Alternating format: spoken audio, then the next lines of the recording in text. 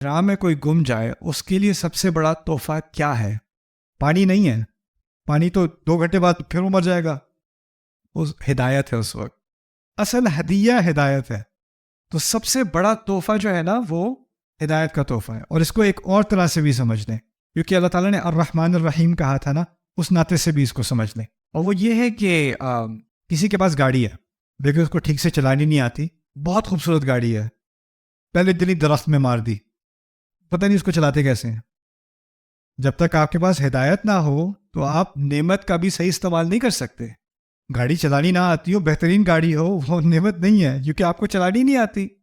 تو اسی طرح اگر آپ سمجھیں کہ دنیا کی تمام نعمتیں اللہ کی ہدایت کے بغیر کیا ہیں؟ بیکار ہیں، بیکار ہیں. یہ ہے اہدنا. اصل جو رحمت ہے نا اللہ تعالیٰ کی، وہ ہدایت ہے، کیونکہ اسی کی وجہ سے ساری نعمتیں اصل میں نعمت بنتی ہیں.